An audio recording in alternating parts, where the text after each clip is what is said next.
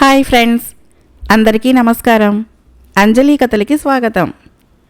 ఈరోజు కథ పేరు పిల్లల మర్రి బేతాళ నాయుడు. ఈ కథను రచించిన వారు జె మార్కండేయులు గారు. కులవృత్తులు పాటించకపోయినా ఇప్పుడు కులం పేరిట మనలో మనం కలహిస్తున్నాం. ఒకానొకప్పుడు కులాన్ని వృత్తిగా మాత్రమే భావించి అన్ని కులాల వారు సామరస్యంతో జీవించేవాళ్ళు.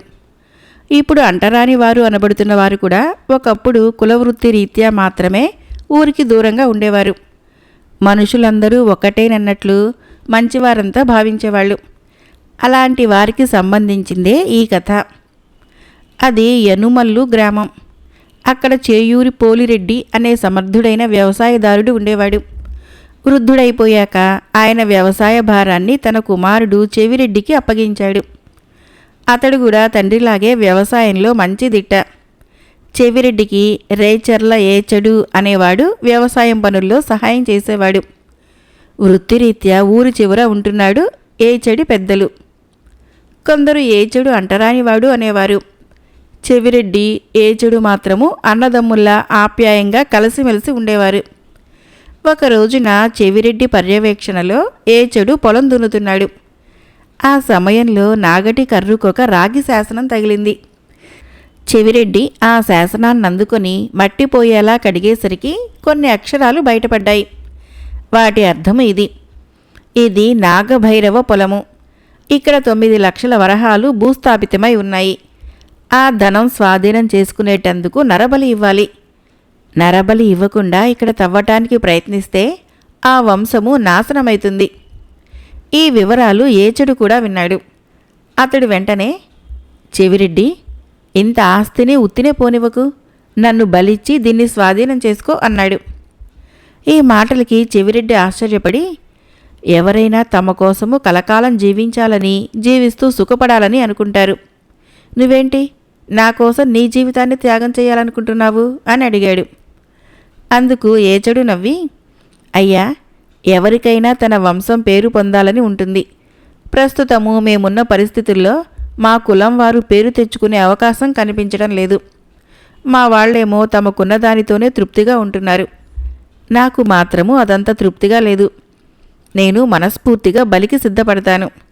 అదయ్యాక నువ్వు నా పేరుతో ఒక గ్రామం కట్టించాలి.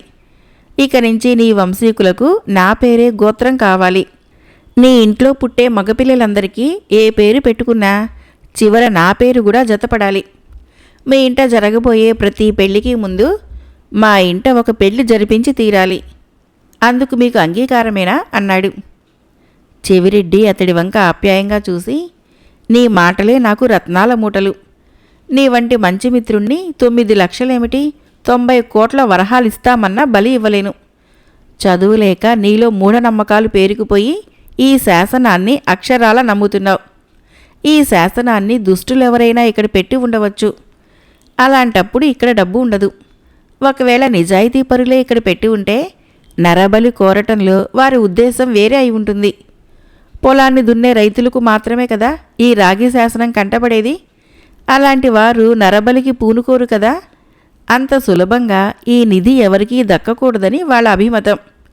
అసలు 9 లక్షల వరహాలని వారసులకు ఇవ్వకుండా భూస్థాపితం చేశారంటే డబ్బు నరబలిని కోరుతోందని వారి భయమై ఉంటుంది.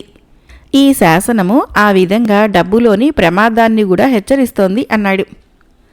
అయితే నువ్వేం చేయదలుచుకున్నావు అన్నాడు ఏచడు. నేను ఇక్కడ తవ్వుతాను. అందువలన నా వంశం నాశనమవుతుందన్న భయం నాకు లేదు. మంచివాళ్ళని దేవుడు కూడా శపించలేడని నాకు గట్టి నమ్మకం. ఒకవేళ ఇక్కడ డబ్బు కనుక దొరికితే నేను నీ కోరికలన్నీ తీర్చగలనని కూడా మాట ఇస్తున్నాను, సరేనా అన్నాడు చెవిరెడ్డి. ఏచడు తనను బలివ్వమని చెవిరెడ్డిని ఎంతగానో బ్రతిమలాడాడు. ఎప్పటికీ అతగాడు వినకపోయేసరికి, అయితే రేపటిదాకా ఆగుబాబు, ఈ రోజంతా దేవుణ్ణి ప్రార్థించుకొని ఏ ఆపదలు కలగకూడదని కోరుకో. ఈ మాత్రమైనా నా మాట విను అన్నాడు. చెవిరెడ్డి సరేనని వెళ్ళిపోయాడు.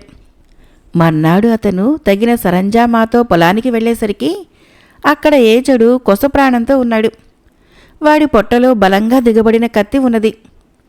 ఏచడు చెవిరెడ్డిని చూసి హీనస్వరంతో, బాబు, నేను ఈ శాసనాన్ని నమ్మాను. నీ వంశం నాశనం కావటము నేను భరించలేను. అందుకే నన్ను నేను బలిచ్చుకున్నాను. ఈ నిధిని స్వాధీనం చేసుకో, నా కోరిక తీర్చుకో అంటూ ప్రాణాలు విడిచాడు. మిత్రుడి కోసము చెవిరెడ్డి ఎంతసేపో దుఃఖించాడు. తగిన విధంగా అతడి అంతిమ సంస్కారం జరిపించే ఏర్పాటు చేశాడు. రాగి శాసనం కథ మాత్రము ఎవరికీ చెప్పలేదు. తర్వాత ఆ స్థలంలో తవ్వితే అతడికి శాసనంలో చెప్పిన ప్రకారము నిధి లభించింది. తన కోసము బలిదానం చేసిన రేచర్ల ఏచడి పేరున ఆ పొలంలోనే రేచర్ల అనే గ్రామాన్ని నెలకొల్పాడు చెవిరెడ్డి. ఏచడికి ఇచ్చిన మాట ప్రకారము రేచర్లను తన గోత్రంగా మార్చుకున్నాడు. ఇక ఆ గ్రామాన్ని విడిచిపెట్టి పిల్లల మర్రి అనే ఊరు చేరుకొని అక్కడ పొలము పుట్రా కొనుక్కొని స్థిరపడ్డాడు. ఒక రోజున చెవిరెడ్డి పొలంలోనే చీకటి పడేదాకా ఉండిపోయాడు. ఆ తర్వాత ఇంటికి బయలుదేరేసరికి ఆకాశము మేఘావృతమైంది. కాసేపటికే ఉరుములు మెరుపులతో పెద్ద వాన మొదలైంది. ఇక ముందుకు సాగలేక సమీపంలోని మర్రి చెట్టు క్రిందకు చేరి ఆగాడు చెవిరెడ్డి. ఆ సమయంలో మెరుపు వెలుగులో మర్రి చెట్టు మీద నుంచి ఒక భూతం క్రిందకి దిగటం చూశాడు చెవిరెడ్డి. వెంటనే అతడు తన వరలో నుంచి కత్తి తీసి జడిపిస్తూ భూతం ముందుకు వెళ్ళాడు. అది అందకుండా రకరకాలుగా భయపెట్టాలని ప్రయత్నించింది. కానీ అతడు ఏమాత్రమూ జంకలేదు. అప్పుడు ఆ భూతం అతన్ని మెచ్చుకొని, నాయనా, నేను బేతాళుడని నీ ధైర్య సాహసాలకి మెచ్చాను. ఇక మీదట నువ్వు వ్యవసాయం మానేసి రాజాశ్రయం పొందు. నేను తోడుండి అన్ని యుద్ధాల్లోనూ విజయం కలిగిస్తాను అన్నది. చెవిరెడ్డి బేతాళుడికి నమస్కరించి ఇల్లు చేరాడు. ఈ వార్త ఊరంతా పాకింది. క్రమంగా అది అప్పటి కాకతీయ రాజైన గణపతి చక్రవర్తికి తెలిసింది. ఆయన చెవిరెడ్డిని తన రాజధాని అయిన ఓరుగల్లుకు పిలిపించి తన రాజ్యానికి అఖండ సేనాపతిగా నియమించాడు. అతడికి 1,00,000 వరహాలు ఈనాముగా వచ్చే గ్రామాన్నిచ్చాడు. అతన్ని పిల్లల మర్రి బేతాళ నాయుడు అని పిలవసాగారు.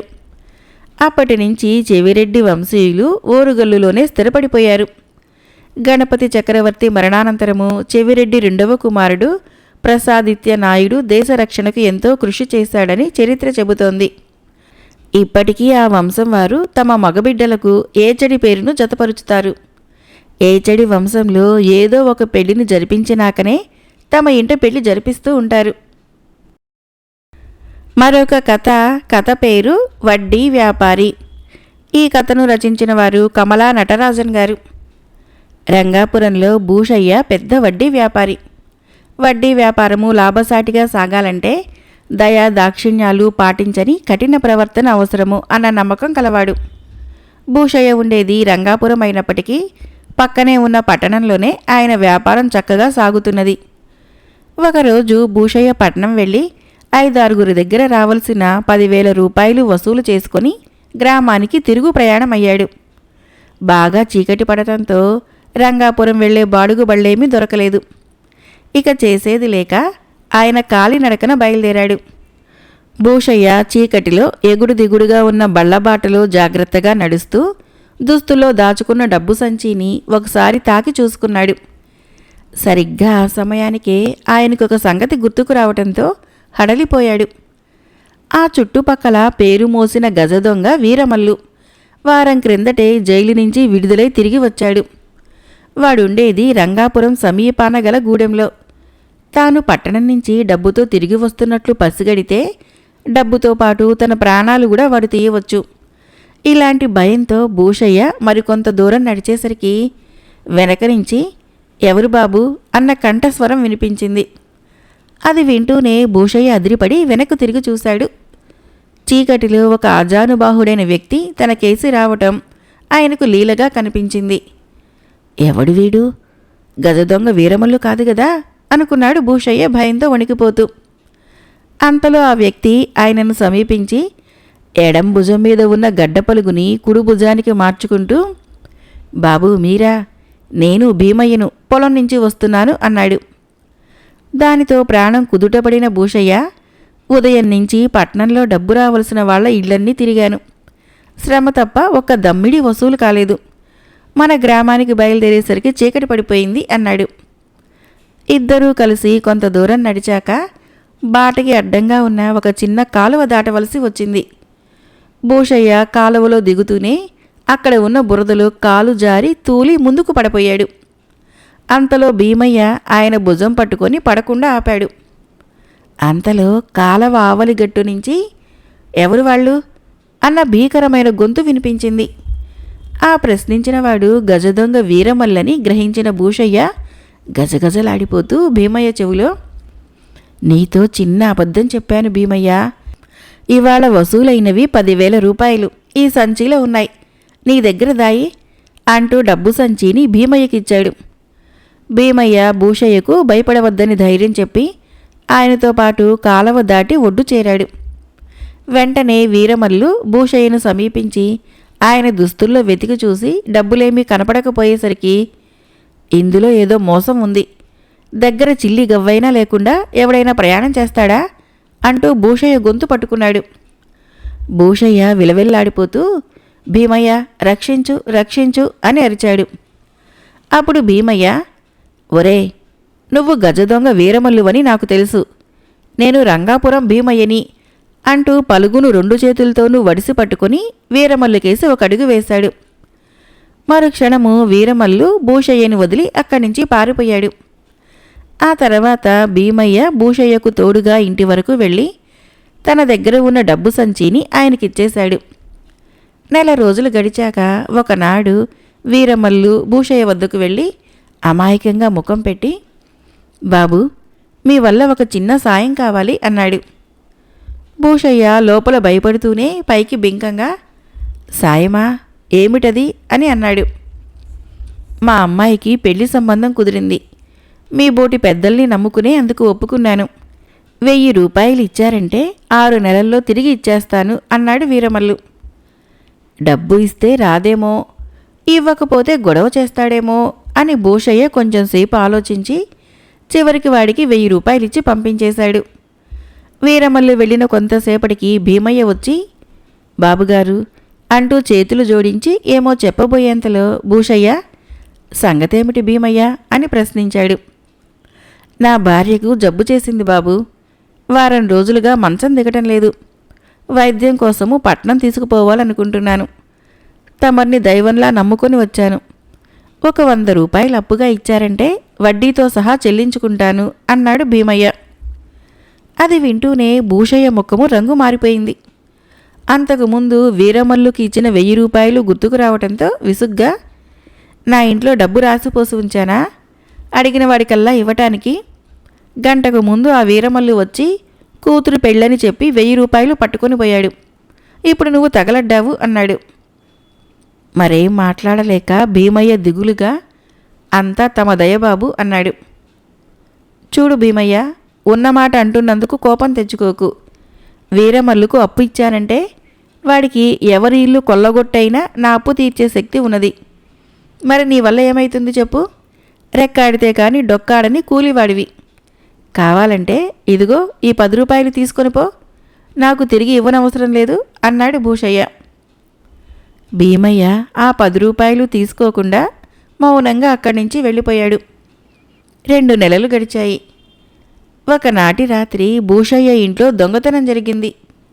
విలువైన బంగారు నగలతో పాటు 25,000 రూపాయల రొక్కము దొంగల పాలైందని ఊరంతా చెప్పుకున్నారు.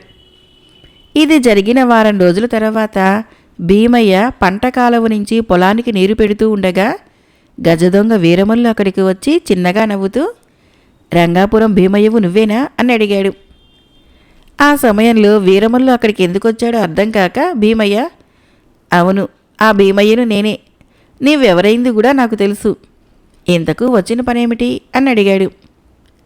ఆ మధ్య చక్రవడ్డీల భూషయ్య దగ్గరికి నువ్వు అప్పుకి వెళ్ళావు కదా, పని కాలేదు అవునా?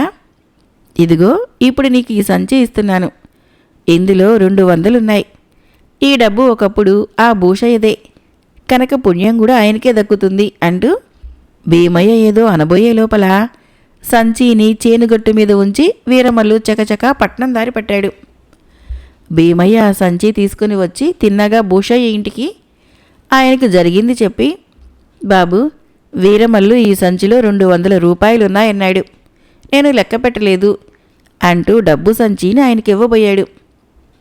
అయితే భూషయ్య ఆ సంచి తీసుకోకుండా, నన్ను క్షమించరా భీమయ్య, వీరమల్లు వేరెవరి ఇల్లు కొల్లగొట్టైనా నా బాకీ తీర్చగలడని ఆ రోజు నీతో అన్నాను. ఆఖరికి వాడే నా ఇంటిని దోచుకొని పోయాడు. ఉపకారం చేసిన నీకు సాయపడకపోగా అవమానకరంగా మాట్లాడాను. నాకు తగిన శిక్షే పడింది. ఆ డబ్బు నువ్వే ఉంచుకో. దాన్ని ఆ రాత్రి నన్ను కాపాడినందుకు నీకు కృతజ్ఞతగా ఇస్తున్నది, కాదనకు అన్నాడు పైపంచతో కళ్ళు తుడుచుకుంటూ. భీమయ్య చేతులు జోడించి ఆయనకు నమస్కరించి తన ఇంటికేసి వెళ్ళాడు. మరొక కథ. ఈ బేతాళ కథ పేరు సింహంతో వాగ్వాదం. పట్టువదలని విక్రమార్కుడు చెట్టు వద్దకు తిరిగి వెళ్ళి చెట్టుపై నుంచి శవాన్ని దించి భుజాన వేసుకుని ఎప్పటిలాగే మౌనంగా శ్మశానంకేసి నడవసాగాడు. అప్పుడు శవంలోని బేతాళుడు, రాజా, ఇంత భయంకరమైన కాళరాత్రిలో నువ్వు పడుతున్న శ్రమ చూస్తుంటే నాకు అమితాశ్చర్యమే కాక ఒక శంక కూడా కలుగుతున్నది. అదేమిటంటే, ఇంత కఠిన శ్రమ ఇక్కట్లకు ఓర్చి నువ్వు కార్యం సాధించిన తర్వాత దాని ఫలితం పట్ల ఆసక్తి కనపరచగలవా? నా ఈ ప్రశ్నను వివరించేందుకు నీకొక కథ చెప్పదలిచాను. బహుశా చాలామందిలాగే నీకు నేను చెప్పబోయే కథలోని ప్రథమ భాగం తెలిసే ఉంటుంది. అది ముగ్గురు అన్నదమ్ములు సింహం గురించిన కథ. ఏమైనా ఆ కథలో నీకు తెలియందేమిటో వినిపించే ముందు నీకు తెలిసిందేమిటో క్లుప్తంగా చెబుతాను. శ్రమ తెలియకుండా విను అంటూ ఇలా చెప్పసాగాడు. ఒకానొకప్పుడు దివ్యానందుడు అనే యోగి ఒక గురుకులం నడుపుతూ ఉండేవాడు. ఆయన ఆశ్రమానికి ఒకవైపున అరణ్యము, మరొక వైపున ఎత్తైన పర్వతంతో పాటు అక్కడికి దగ్గరలోనే ఒక నది ప్రవహిస్తూ ఉండేది. దివ్యానందుడు నివసించే కొండగుహకు ఎదురుగా విద్యార్థుల కోసము కొన్ని కుటీరాలు ఉండేవి. ఒకసారి ముగ్గురు రాజకుమారులు విద్యాభ్యాసం కోసము గురుకులంలో చేరారు. వాళ్లల్లో ఒకడు సింహాసనానికి వారసుడు. మిగిలిన ఇద్దరు అతడి సవతి తల్లి కొడుకులు. ముగ్గురు ఏమంత తెలివైన విద్యార్థులు కారు. అయినా దివ్యానందుడు వాళ్లకు ముందు ముందు ప్రయోజనకరంగా ఉండే పాఠ్యాంశాలని ఎంతో శ్రమ కోర్చి బోధిస్తూ ఉండేవాడు. అయితే ముగ్గురు రాజకుమారులకి మాత్రము గురువు బోధించే వాటికన్నా అలౌకిక శక్తుల గురించిన విషయాల్లో ఎక్కువ ఆసక్తి ఉండేది. దివ్యానందుడి వద్ద మంత్రశాస్త్రానికి సంబంధించిన అనేక తాళపత్ర గ్రంథాలు ఉండేవి. అవకాశం దొరికినప్పుడల్లా గురువు కంటపడకుండా రాజకుమారులు వాటిని చదువుతూ ఉండేవాళ్ళు. గురుకులంలో గోవిందుడు అనే విద్యార్థి ఒకడుండేవాడు. వాడు మంచి చురుకుదనము, తెలివితేటలు, వివేకము గలవాడు. వాడు గురువు దగ్గర యోగ విద్య అభ్యసిస్తూ విద్య ముగిసిన తర్వాత గురుకులంలో యోగిగా ఉండిపోవాలని ఆలోచిస్తూ ఉండేవాడు. దివ్యానందుడికి వాడి మీద మంచి అభిమానం ఉండేది. తన తదనంతరము గురుకులాన్ని నడపటానికి అవసరమైన యోగ్యత గోవిందుడికి ఉన్నదని ఆయనకు తెలుసు. కానీ వాడికింకా మానసికంగా పరిపక్వ దశ రాలేదని, తరచుగా వాడి ఆలోచనలు సంపదల మీద, సమాజంలో పేరు ప్రఖ్యాతులు గడించటం మీద లగ్నమైతున్నవని ఆయన పసిగట్టాడు. ఇలా ఉండగా ఒకనాడు రాజకుమారులకి తమ తండ్రి ఆరోగ్యము క్షీణదశలో ఉన్నదని తెలిసింది. తమను తీసుకుని పోయేటందుకు రాజధాని నుంచి రాజోద్యోగులెవరూ రాకపోయినా తమకు తామై రాజధానికి వెళ్లాలని వాళ్ళు నిర్ణయించుకున్నారు. ఈ సంగతి విన్న దివ్యానందుడు వాళ్లతో, మీ విద్య పూర్తయింది. మీరు గురుకులం వదిలి రాజధానికి వెళ్ళటానికి నాకెలాంటి అభ్యంతరమూ లేదు. కానీ ప్రయాణంలో తోడుగా ఉండేటందుకు ఏ రాజదూత అయినా వచ్చేవరకు ఆగటం మంచిది. అలా కానప్పుడు మీకు తోడుగా గోవిందుణ్ణి పంపుతాను. అతడు మీకు మంచి మిత్రుడు కదా. అవసరమైనప్పుడు మీకు సలహాదారుగా, పర్యవేక్షకుడుగా ఉండగలడు అన్నాడు. దీనికి పెద్ద రాజకుమారుడు ఎంతో సంతోషంగా, అలాగే పంపండి గురువర్య. గోవిందుడంటే మాకు కూడా అభిమానము, గౌరవము మీకు తెలియంది కాదు అన్నాడు. మంచిది నాయనా, నేను గోవిందుణ్ణి నీకు సలహాదారుగానే కాదు, నువ్వు సింహాసనానికి వచ్చిన తర్వాత అతడు అంగీకరిస్తే ప్రధానమంత్రి పదవి ఇవ్వవలసిందిగా సూచించదలిచాను అన్నాడు దివ్యానందుడు. గురువర్య, ఇందుకు నేను పూర్తి అంగీకారం తెలుపుకుంటున్నాను. గోవిందుడు నా సలహాదారే కాదు, అతన్ని మంత్రిగా సన్మానించటము నాకెంతో ఆనందకారణమైతుంది అన్నాడు పెద్ద రాజకుమారుడు. తర్వాత దివ్యానందుడు గోవిందుడికి ఏకాంతంలో జరిగింది చెప్పి, గోవిందా, నిన్ను నమ్మిన వాళ్ళకి రక్షణ ఇవ్వగల శక్తి నీకున్నది. రాకుమారులు మంచివాళ్ళు, సౌమ్యులే కాని అంతగా వివేకం కలవాళ్ళు కాదు. ఆ సంగతి గుర్తుంచుకో అని హెచ్చరించాడు.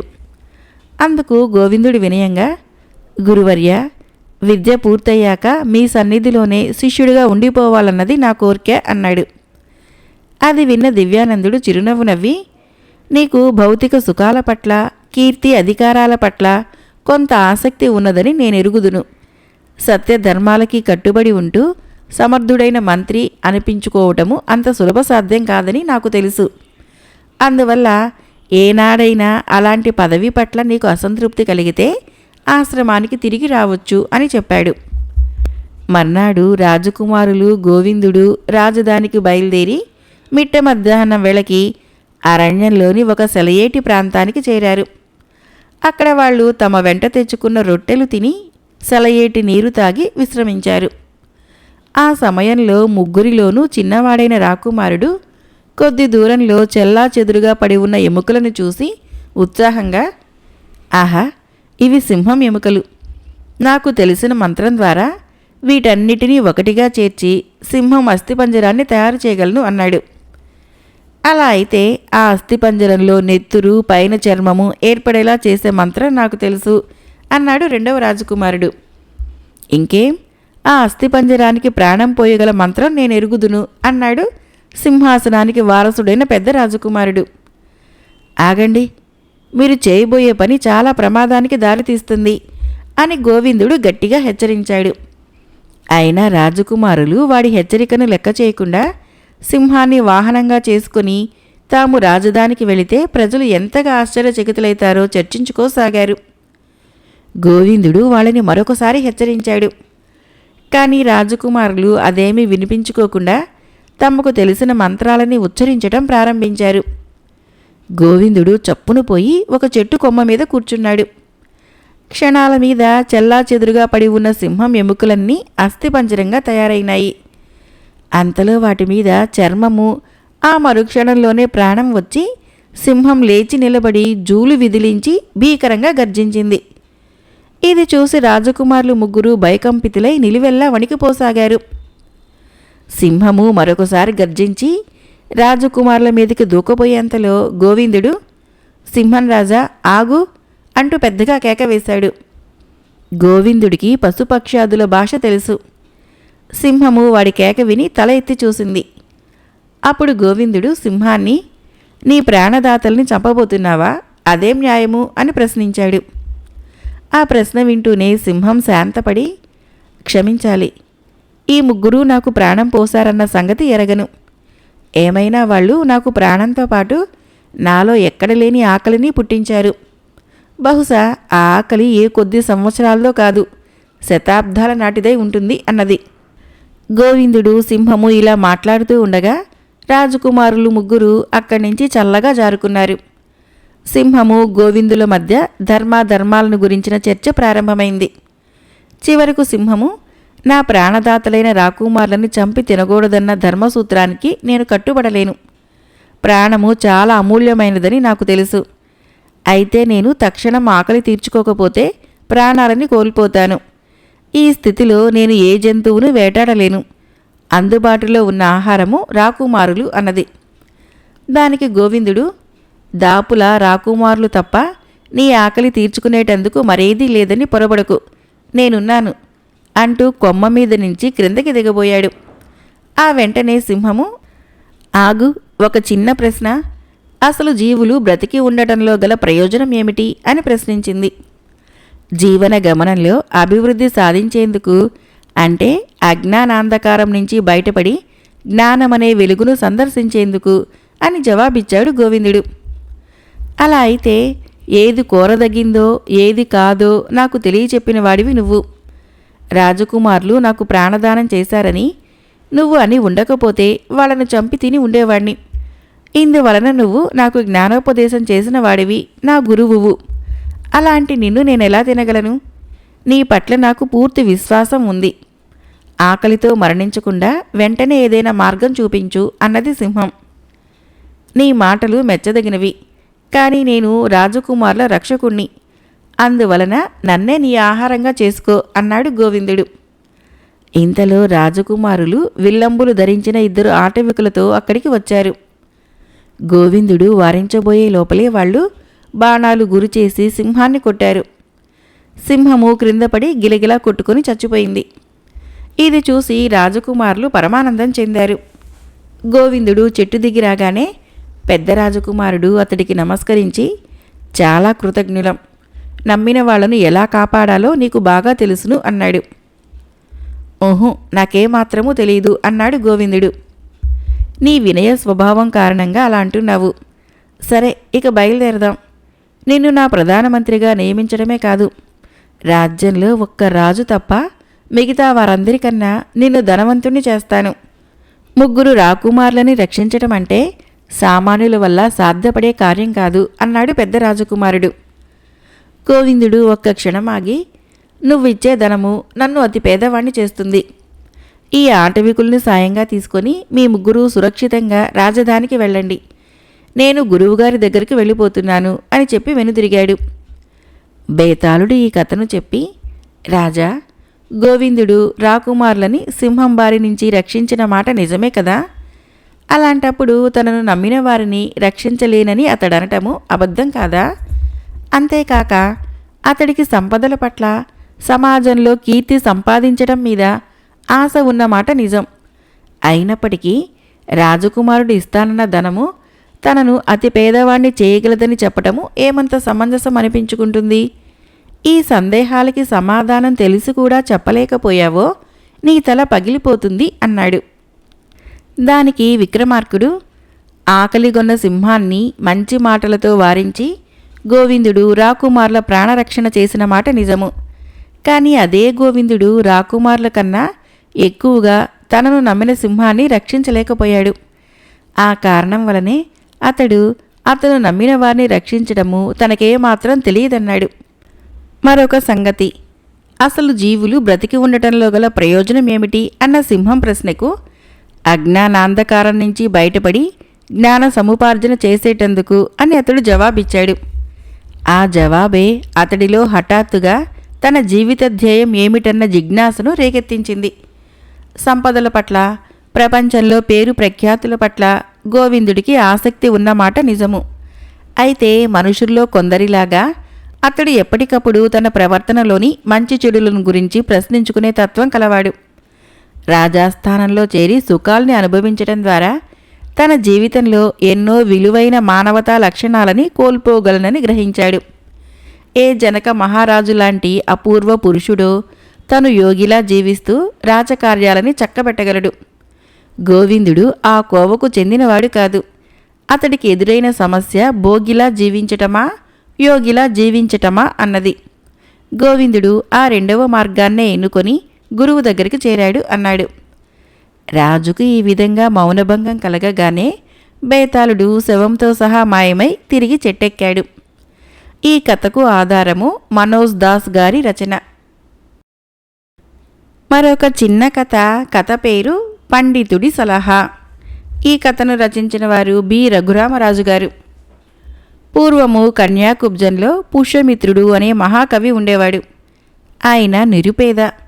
ఆయన కవిత్వం చదివిన శ్రీభట్టు అనే పండితుడు, పుష్యమిత్ర, ఇంత మంచి కవిత్వము రాజుగారు వింటే నీకు పేదరికం లేకుండా చేస్తాడు.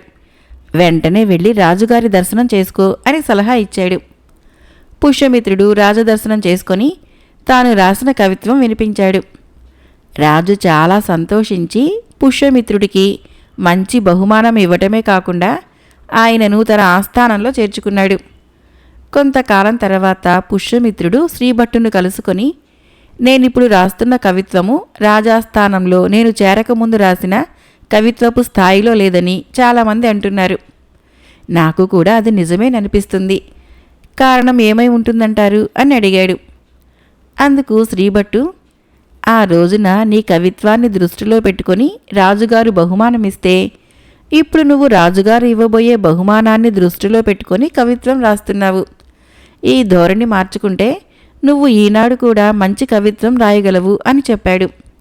పండితుడు అన్న మాటల్లోని అంతరార్థం గ్రహించిన పుష్యమిత్రుడు రాజుగారు ఎలాంటి బహుమానం ఇవ్వబోతారన్న ఆలోచన మాని తన పూర్వ పద్ధతిలో కవిత్వం రాస్తూ మంచి కవిగా ప్రసిద్ధుడయ్యాడు. కథ అయిపోయింది ఫ్రెండ్స్. ఈ కథలు నచ్చినట్లయితే మన ఛానల్ని తప్పకుండా సబ్స్క్రైబ్ చేయండి, లైక్ చేయండి, షేర్ చేయండి, కామెంట్ చేయండి. Thank you.